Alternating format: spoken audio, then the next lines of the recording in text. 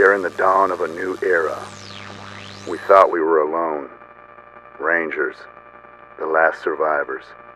But as the skies clear and the radiation fades, we're picking up more distant signals. And I'll be honest, what I'm hearing out there scares the living shit out of me. Don't listen to that murderer, you fool! Vargas may call himself a general now, but he and his rangers are still the same dog-killing savages they were 15 years ago. The Red Scorpions will protect you people. The Rangers are no good, lying Let our muzzle flash be the light in the darkness, brothers and sisters. Our shining blades are the beacons that lead sinners to salvation. Some call us murderers or lunatics, but we are an army. God's army. Put on earth to wipe the slate clean. Can I get an amen, brothers and sisters?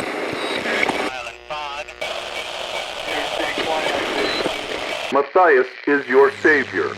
He will make you into a perfect union of man and machine. A race of synthetic warriors who will destroy those butchers in Arizona and bring our clean and perfect future to all corners of the world.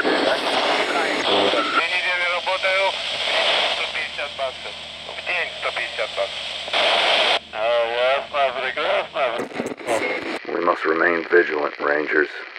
We must look to our borders and beyond, because the enemy is coming, whether we're ready for them or not. Ranger Citadel, this is Ag Center. Come in. We're under attack. It's the plants. Please come in. Ag Center, this is Citadel Base. Please state your situation. Over. Oh, thank God. Please, please hurry. The plants are attacking. They're killing us. Oh, God. The door. They're breaking down the fucking door. Ranger Team Echo 1, we have a distress call from the Ag Center. They're reporting unusual plant activity with casualties. Time to earn your pay, cupcakes. Hello Wasteland 2 backers. My name is Chris Keenan. I'm the producer here at InXile. This is our first early gameplay video and we're pretty happy to show off our progress so far. So before we get too far into the Agricultural Center, I'll explain some of the major UI elements. On the upper left, you'll see the party list, which is led by my 2-year-old son. A major feature you'll hear a lot of us talking about is player customization, which means that I had to import a picture of him when he was sick a few months back. We'll also have a bunch of in-game portraits that you can choose from if you don't want to import one. Finally, rounding out the list, we have our resident dog designer, Chewy.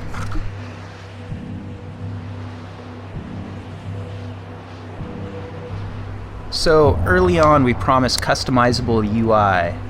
You can drag each one of the modules around the screen to change its size or orientation by unlocking it. On the lower left, we have the action bar. You'll find a lot of the general gameplay buttons here, your equipped weapon, action point indicators, and combat. The middle is a skill bar. There's over 30 skills in the game, and you can put your 6 most used per character in each one of these slots.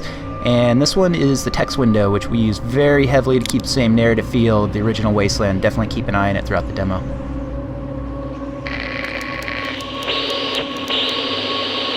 Ag Center, this is Citadel Base. Be advised, Ranger Team Echo 1 is on site and approaching your position. Help is on the way.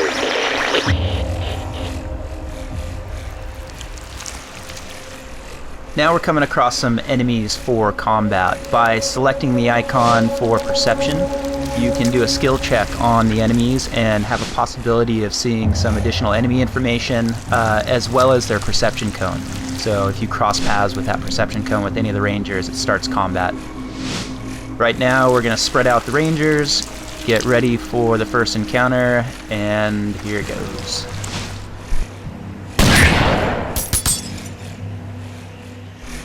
So now that combat has started, we go into a turn-based mode. The rule set is built on the original Wasteland and Mercenary Spies and Private Eyes with some tweaks to it. So we use things like distance-based modifiers for a chance to hit, including higher % chance as enemies get closer to you, Enemy size and speeds also affect your chance to hit. Larger enemies are much easier to hit than smaller guys or very quick enemies. As well, we tack on friendly fire too, so you really have to pay attention to where your team is standing within combat and use strategy to move around them. Another thing that we're doing is making sure that sounds are also alerting enemies. So if you fire a shot somewhere outside of the range of enemies, they don't care. If you're close to them, then they might actually go to alert the sound and see if they can figure out who shot it. So we do have a hex-based system as well. You can see here that one of the player customization options is we default it off, but if you want to play with the hex grid on, you are more than welcome to do so.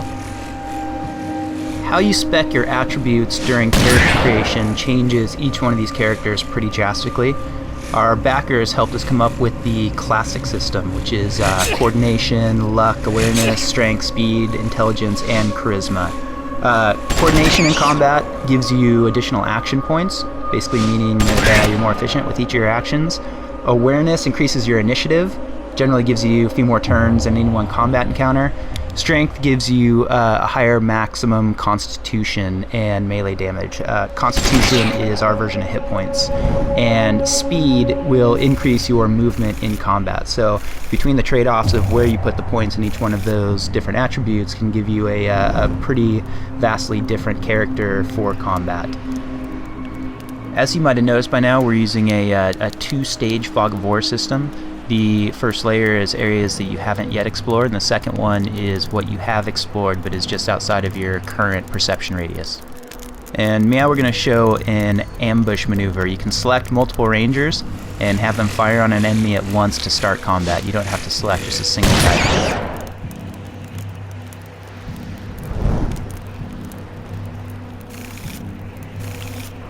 We're coming up on our first locked door, which is going to show off some of the skill usage. So I can go down and select lockpick with Chewy and try and use it on the door. You'll see that it said it was a medium skill difficulty. Takes a little while for the skill bar to go up, and he failed. So in character creation, he wasn't necessarily spec'd with a very high lockpick skill. I can try somebody else, like Natasha, who does have a high lockpick skill. Hers said simple, which makes it a lot easier for her to open these doors.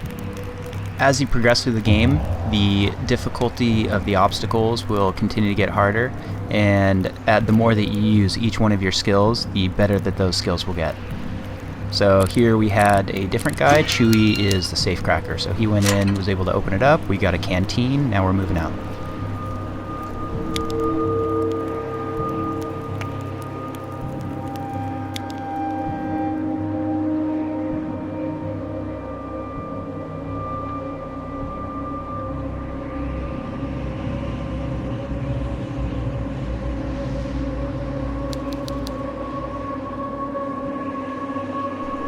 So I told you earlier to keep an eye on the description text window, and one reason for that is that a lot of times we will give you clues as you go through the game for things that you can do within the world. This one here says the ramshackle gate looks ready to collapse under the slightest encouragement, so that gives me a hint. Now I can select brute force with Natasha, have her use it on the gate. Success, and now we made it through. We'll grab the ranger team, move them through the giant vegetables. It looks like they spotted an enemy up north. And we'll use perception on him to see what he can see.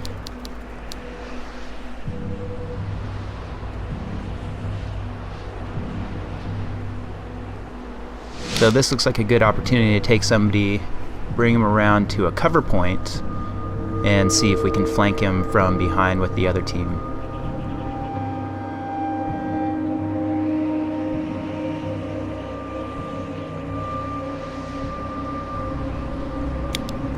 So we're going to take MCA, put him into cover, and have him take a quick shot at the wrecking crew. The wrecking crew guy goes to cover. So cover plays a pretty big part in the game. When you are in cover, anybody shooting at you has a penalty to their chance to hit. So you can see by the other guys flanking from behind, they're getting a much higher chance to hit with equivalent weapons than MCA is in cover. And they took him out.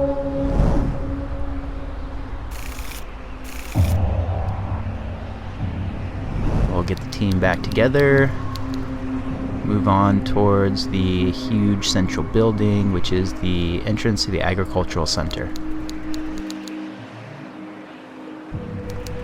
So anytime you see that bubble icon, that's going to enter you into a dialogue. And this is the first dialogue window that we have popping up.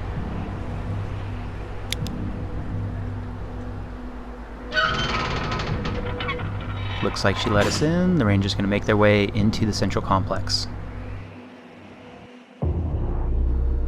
After we enter our fake level load, because we haven't implemented it yet, we end up in our first interior. Now the Rangers are introduced to Kathy Lawson. Both Kathy Lawson and Matt Forrestal were some of our first $1,000 backers. In fact, Matt was the very first one that we had. This also gives a good glimpse of the keyword system that we're using. So on the left-hand side, you have your local keywords, and those are ones that Kathy specifically cares about.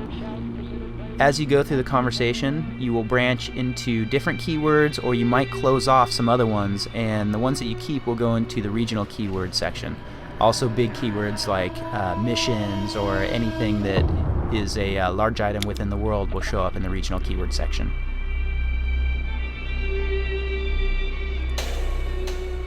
Anything on the right-hand side, most people on the map will have some sort of response or reactivity to.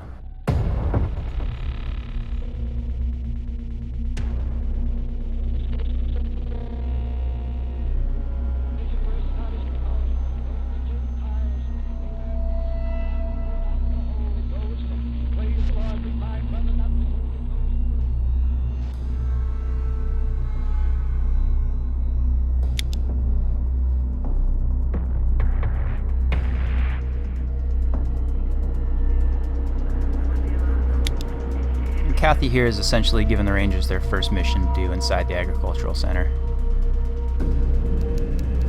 And they make their way over to Matt Forrestal.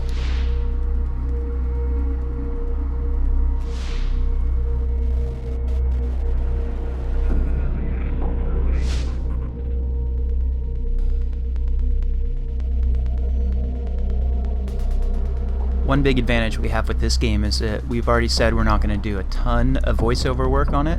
So being that it's text-based, we can do pass after pass of reactivity going through there. So we can make sure that people are responding to specific items that you're wearing, to, male or female in the party, to your charisma level, your strength level, all kinds of different variables. As well, we said that we were going to have the ability to type in specific keywords that aren't shown in either of the lists on the side. So here you saw him talk about Vargas. Anybody that played the original game remembers Snake Vargas, and sure enough, he has a line to say about that.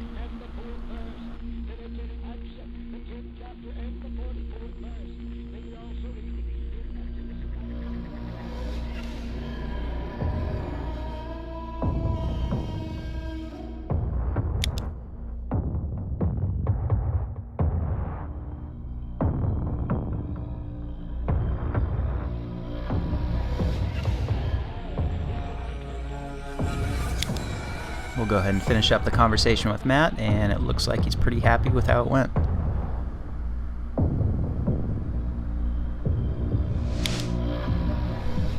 So tying back into the narrative approach that we're taking, we want to make sure that most of the items in the world had some sort of description to them that gave you more information about the world. So you'll see that the player chose perception, looked around, anything that highlighted is something that has some sort of descriptive text to it, if you pass the skill check.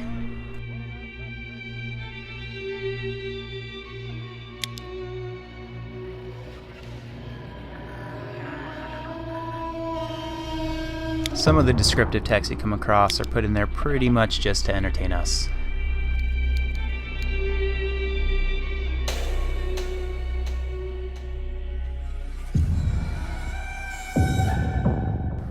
When we originally started the project, we thought we were going to leave a static isometric camera And the main reason for that was due to the art production. We didn't know if we were going to have enough time to be able to prop out all corners of the world, and our artists so far have done a fantastic job with help from the community, so we are able to actually move the camera around and allow you to control the direction of the camera.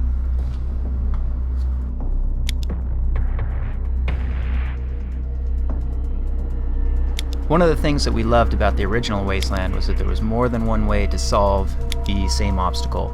You could use strength on a door to break it down, you can use an RPG to blow it up, you could use demolitions on the door, you could pick it, and we want to make sure that we're keeping the same thing for this game. So lockpick isn't going to be the solution for every single door that you find. This one here, brute force works. Later on, maybe demolitions.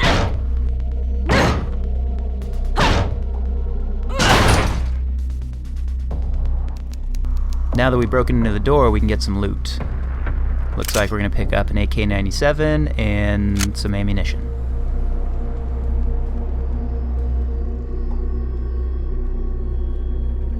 Now we'll grab the rest of the team and continue exploring the halls of the Agricultural Center.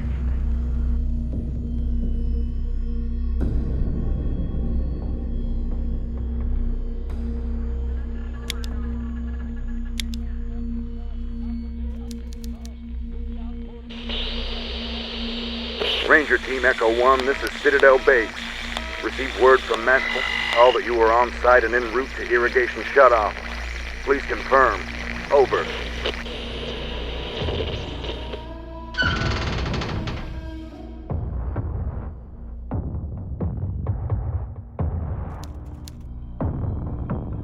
Here's a door that the Rangers probably should be using alarm disarm on, and when they don't, bad shit happens.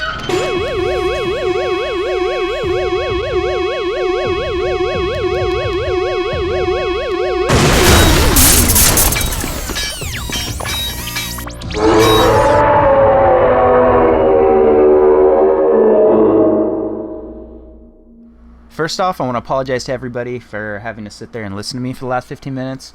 And second, everybody in InXile wants to thank each and every one of you that helped pledge for the game. We really hope that you're happy with where your money's gone. Team could not be more excited to be making this game. I think we're on a pretty good track, and we hope you think so too. Thanks for watching.